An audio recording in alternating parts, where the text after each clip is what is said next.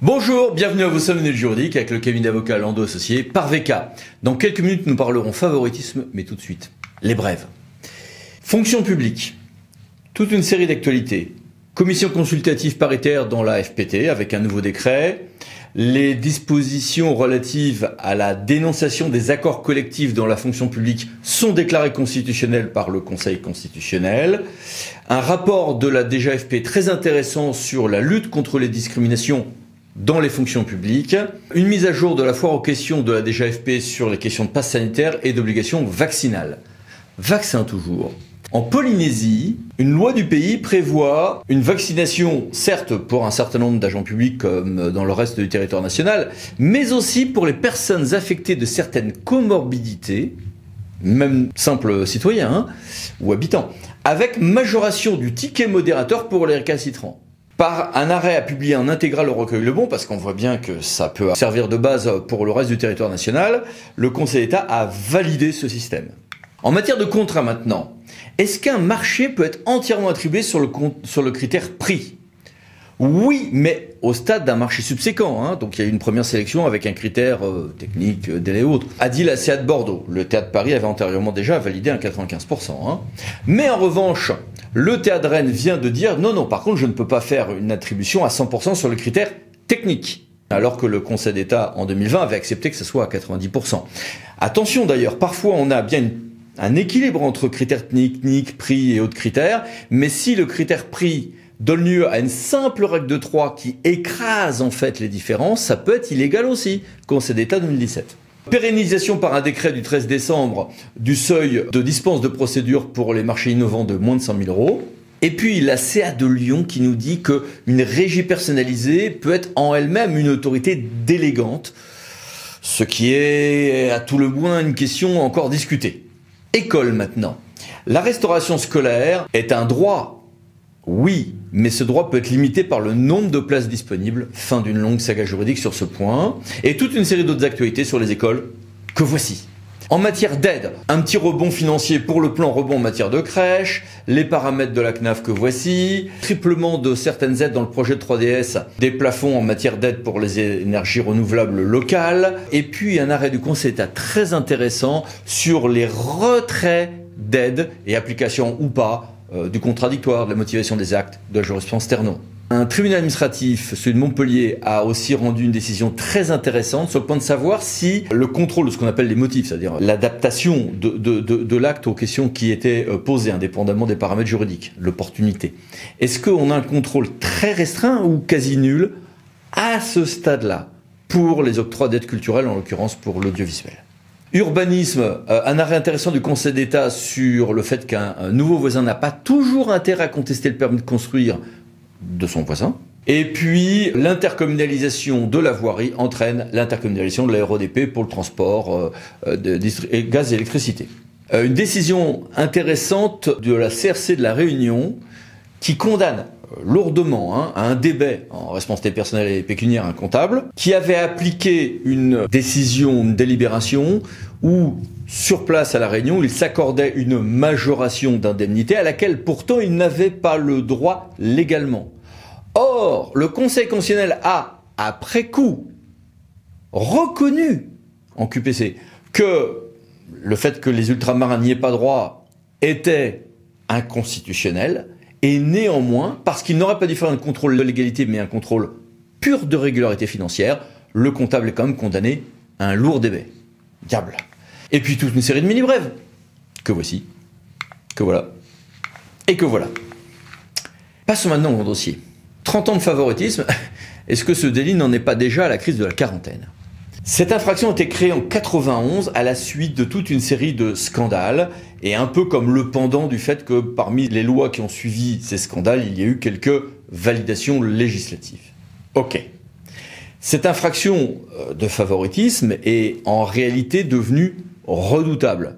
Déjà parce que y a un faux ami. Le texte ne nous parle pas d'ailleurs de favoritisme et beaucoup de gens croient personne n'a été favorisé. Oui, mais l'infraction est constituée même si personne n'a été favorisé. Autre idée reçue, erronée. Cette infraction s'applique même aux procédures non formalisées, même si on viole des règles auxquelles on décide de s'assujettir alors qu'en droit on n'y était pas obligé, entre autres Petit piège. Du coup, pas besoin que quelqu'un soit favorisé, ça s'applique à tous les marchés, donc cette infraction sera constituée lorsque l'on aura violé délibérément une règle de concurrence et de publicité, et ce avec un champ très large. On est passé des marchés publics au DSP en 95, mais ça s'applique bien à toute une série d'autres contrats aujourd'hui, y compris d'ailleurs pour les entreprises publiques locales, contrairement à ce qu'on croit. Bien. Oui, mais enfin, faut-il prouver qu'on l'a fait exprès? Eh bien, c'est là qu'on a un problème. C'est qu'on a un renversement de la charge de la preuve sur cette question d'intentionnalité. Si quelqu'un a un petit peu de bouteille, un petit peu d'expérience, on va supposer que la bêtise, il l'a faite exprès. Inversement, il arrivait que des agents prouvent qu'ils étaient particulièrement surcharge, qu'ils étaient d'habitude en binôme, mais que leur binôme n'avait pas été remplacé depuis plusieurs mois. Ah, alors, le juge va pouvoir estimer qu'il n'y a peut-être pas matière à cette présomption d'intentionnalité. Cela veut dire que quand on vous dit qu'on peut assouplir telle ou telle règle, il faut que vous gardiez une trace écrite de ce qui vous a été dit sur ce point pour prouver que vous ne l'avez pas fait exprès. On vous le dit, ça peut être votre avocat, ça peut être votre supérieur hiérarchique, vous en gardez trace. Vous demandez une confirmation écrite. Ça peut être ce que vous avez vu sur Internet, vous l'imprimez, vous le gardez en PDF dans un coin, vous serez bien content de l'avoir le cas échéant, parce qu'encore une fois, la charge de la preuve, notamment par exemple pour les élus locaux, au-delà d'un certain nombre d'années de mandat, la charge de la preuve se retrouve en pratique inversée, ce qui en pénal est un peu choquant, mais c'est comme ça. Et puis, pire encore, fermer les yeux, c'est prendre le risque de les rouvrir en prison. En effet, un certain nombre de personnes ont pu être condamnées pour avoir en réalité fermé les yeux ou insuffisamment contrôlé ce qui était fait en leur nom par délégation. Un maire au titre d'erreur de ses adjoints, un chef de service au titre d'erreur commise par ses services. En réalité, il n'y a de condamnation que dans des cas de graves lacunes dans le contrôle, mais ça reste tout de même fort sévère au regard du fait que, encore une fois, la loi pénale normalement s'interprète restrictivement. Vous le voyez, on n'est pas sur un petit sujet. Les règles de prudence consistent à évidemment respecter tout le droit de la commande publique avec rigueur, et quand on a des souplesses, avoir des preuves de ce que ces souplesses, on ne les a pas sorties de sa propre imagination ou de sa propre flemmardise, mais bien de telle ou telle source. Mais néanmoins, on a un certain nombre de difficultés. Il y a en réalité assez peu de condamnations dans ce domaine, mais il y a beaucoup d'enquêtes préliminaires, voire de mise en examen. Surtout ceci, posons quelques questions à Monsieur Brunet, que je remercie d'être avec nous. Bonjour. Bonjour. Quelle est l'ampleur statistique du phénomène? En moyenne, si vous voulez retenir un chiffre, vous avez chaque jour un élu qui est poursuivi pénalement. Mais toute infraction confondue. Si l'on se focalise sur les manquements de ordre probité, les manquements de ordre probité, ça représente en moyenne 40% des poursuites contre les élus locaux. C'est le premier motif de poursuite des élus locaux, c'est aussi le premier motif de condamnation des élus locaux. Sur la mandature 2014-2020, nous avons recensé un peu moins de 700 élus qui ont été poursuivis pour manquement de ordre probité. Ce que le code pénal définit comme étant les manquements de ordre probité, donc dedans vous allez retrouver des infractions assez diverses, la concussion, le détournement de fonds publics, la corruption, le trafic d'influence, la prise illégale d'intérêt et le délit de favoritisme. Et le délit de favoritisme représente, s'agissant des manquements de ordre probité, grosso modo, sur l'ensemble des exercices, nous constatons que ça représente à peu près 30% du contentieux pénal des manquements de ordre probité.